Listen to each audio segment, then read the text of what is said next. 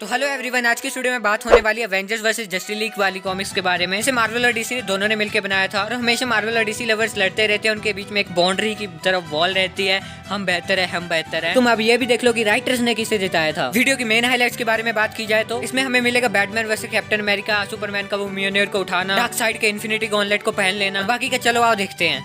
हमारी कहानी की शुरुआत होती है पॉलीमचस नाम के प्लेनेट से, जो जाना जाता है उनकी कॉम्बैट स्किल से, और वहाँ के सभी लोग वॉरियर्स होते हैं। और उस दिन वो किसी चीज का सेलिब्रेशन कर रहे होते हैं, इसलिए उनके प्लेनेट्स पे हर जगह खुशियों और जश्न का माहौल था। और तभी धीरे धीरे पूरे प्लेनेट्स का रंग लाल होने लग पड़ता है और वहाँ एक बड़ी सी काली परछाई आ जाती है जो अपने किसी सवाल का जवाब ढूंढ रही होती है, पर उसे उसके सवाल का जवाब वहाँ नहीं मिलता, इसलिए वो आसमान में जोरदार ब्लास्ट कर देती है। इससे उनका पूरा का पूरा यूनिवर्स तबाह हो जाता है और उसी के साथ पॉलीमचस भी खत्म हो जाता है। तभी उसके बाद हमें दिखाया जाता है एक और यूनिवर्स जो बिल्कुल उस यूनिवर्स की तरह ही होता है, पर बना होता है अलग लोगों से। तुम ऐसा भी कह सकते हो कि वो होती है मेन डीसी यूनिवर्स की अल्टरनेट टाइमलाइन, जहाँ के हीरो जस्टिस लीग ही होते हैं, पर वो होते हैं इविल, जो अपने मजे के लिए बिल्डिंग्स को फोड़ते हैं और तबाही मचाते हैं। और उस वक्त भी वो वही कर रहे होते हैं, पर वहाँ पे भी वो परछाई पहुंच जाती है और उनसे भी वही सवाल दोहराने लग जाती है कि क्या है वो मिस्ट्री, क्या है वो रियलिटी। पर इस यूनिवर्स में भी उस सवाल का किसी को भी जवाब पता नहीं था, इसलिए वो उस यूनिवर्स को भी तबाह कर देती है। और अब वो परछाई वहाँ से निकल जाती है अपने उस सवाल का जवाब ढूंढने के लिए किसी और यूनिवर्स में। उसके बाद हम आ जाते हैं मार्वल यूनिवर्स में और हमें दिखाया जाता है ग्रैंड मास्टर,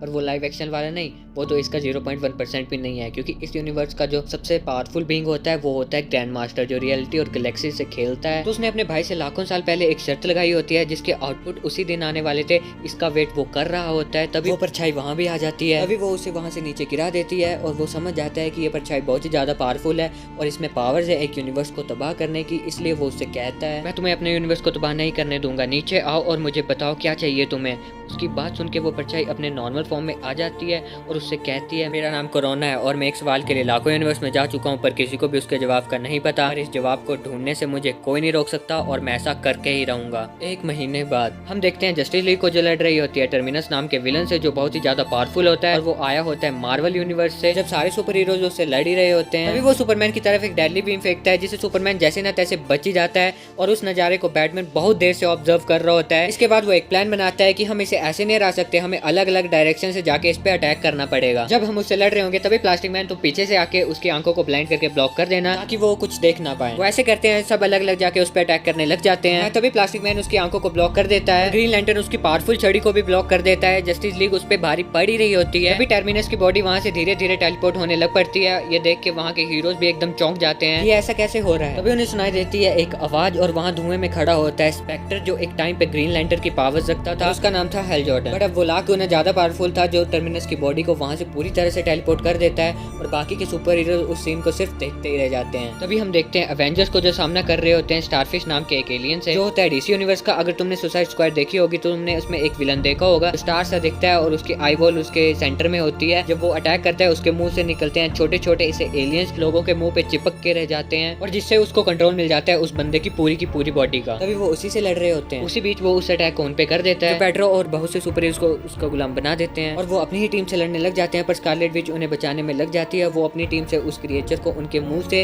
हटा देती है, जहाँ पे कैप्टन और पेट्रो अब बिल्कुल सेफ हो जाते हैं। तभी थॉर अपनी लाइटनिंग से वहाँ पे स्मैश कर देता है, जिससे वो छोटे छोटे क्रिएटर से सब फ्री हो जाते हैं। पर फ्री होने के बाद वो उन्हें बताते हैं कि जब वो हमारे फेस पे था तो हमें ऐसा लग रहा था जैसे वो हमसे पूरी तरह जुड़ चुका है और वो बॉडी को पूरा कंट्रोल लेके सबको अपना गुलाम बना देता है। तभी वहाँ पे विजन आ जाता है और वो उनसे कहता है अगर ऐसा है तो उसे हराना इतना भी आसान नहीं होगा। उसके बाद वो सब एक प्लान बनाते हैं कि अगर ऐसा है तो हम कैसे न कैसे उस स्टार जैसे छोटे क्रिएचर को वांडा के मुंह पे लगाएंगे और उससे वांडा अपनी माइंड कंट्रोल वाली पावर से जान लेगी कि आखिर ये मॉन्स्टर आया कहाँ से है और इसे रोकने का क्या तरीका है। उसके बाद वो उस प्लान में सक्सेसफुल भी हो जाते हैं। उसके बाद वांडा उनसे कहती है कि मैंने उसके अंदर झांका, जितना मुझे लगता है वो इस यूनिवर्स का नहीं है, वो कहीं दूर से आया है, पर मुझे ये पता नहीं चल पाया यहाँ पे कैसे पहुंचा। तभी उनसे विजन कहता है ठहरो, लेकिन मुझे एक सिग्नल मिला जिससे शायद कुछ मालूम हो सकता है। तभी दूसरी तरफ अब जस्टिस लीग को भी पता चल चुका था ये टर्मिनस नाम का विलन यहाँ का नहीं है, ये किसी दूसरे यूनिवर्स से आया है। इसलिए वो फ्लैश को भेजते हैं पता लगाने के लिए कि तुम जाओ और देखो वो कहाँ से आया था। बेसिकली उस टाइमलाइन का फ्लैश बहुत ही ज्यादा पावर्स को समोन करता था, जिससे वो पास में हुए सारे इंसिडेंट देख सकता था और अपनी स्पीड से टाइम फोर्स को ब्रेक करके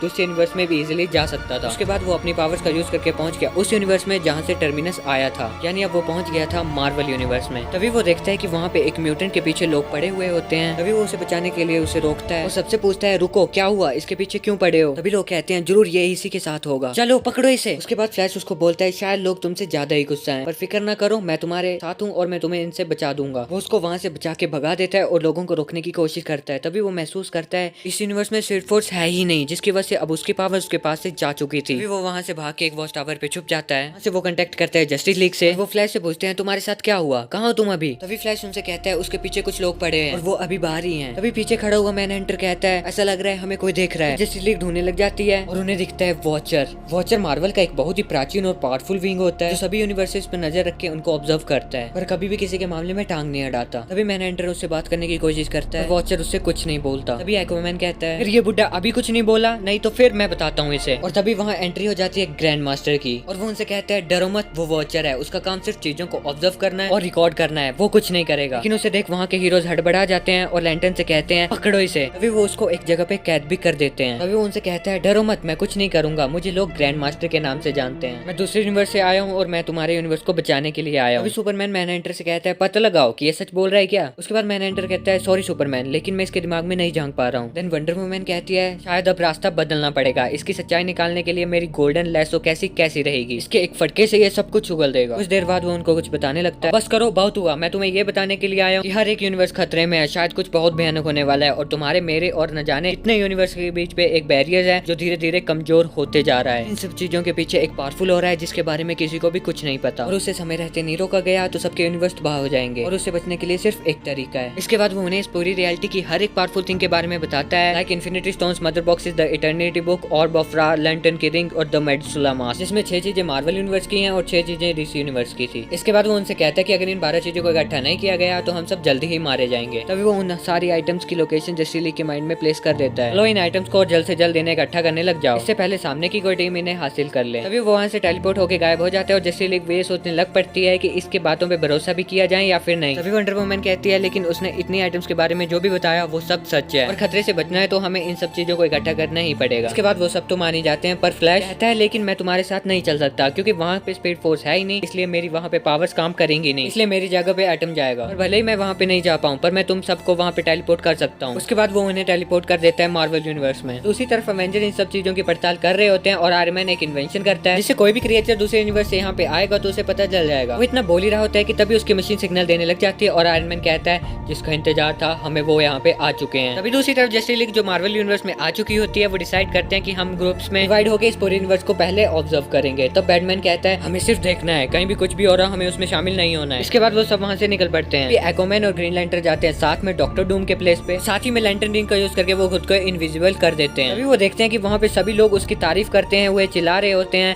पर खौफ की नजरों से। दूसरी तरफ मैनहंटर और वंडर वुमन देखते हैं कि एक जगह पे एटॉमिक अटैक हुआ होता है और वहाँ म्यूटेंट्स रहते थे। सुपरमैन देखते हैं एक सिटी को जिसे पूरा का पूरा हल्क ने उड़ा दिया हुआ होता है। उसके बाद वो सब एक जगह पे इकट्ठे हो जाते हैं और सुपरमैन उनसे कहता है उसे ये अर्थ बिल्कुल भी पसंद नहीं आई, यहाँ पे हर जगह कैओस है और बहुत ही तबाही भी फैली हुई है, यहाँ के हीरोज को उनके लोगों की कुछ नहीं पड़ी, छोड़ो हम उन आइटम्स को ढूंढने चलते हैं। उसी बीच उनके सामने बड़े बड़े मैन थिंग की तरह मॉन्स्टर्स आ जाते हैं जो उन चीजों की रक्षा कर रहे होते हैं, पर वो उनको बड़ी आसानी से हराकर एक को तो हासिल कर ही लेते हैं। जिसे देख मैनहंटर कहता है ये बहुत ही ज्यादा पावरफुल क्रिएशन है जिसे एक पूरा का पूरा यूनिवर्स मिनटों में डिस्ट्रॉय हो सकता है। तभी उसके हाथों में पकड़े हुए आइटम्स पे एक एरो आके लगता है और वो देखते हैं कि अब उनके पीछे खड़े हुए होते हैं उस यूनिवर्स के सुपर हीरोज यानी दी अवेंजर्स। तो देखो यार मैंने तो अपना काम कर ही दिया वीडियो बना के, अब तुम्हें वो काम करना है, लाइक कर दो यार, कमेंट कर दो, बहुत मेहनत लगी है इस वीडियो को बनाने के लिए। और तुम्हें अगर इसका नेक्स्ट पार्ट चाहिए तो 20 या 30 कमेंट्स कर देना जाके और लाइक कर दो, जाओ। तब कोई ये जो ऊपर वीडियो आ रही है इनको भी चेक कर लेना। Till then bye.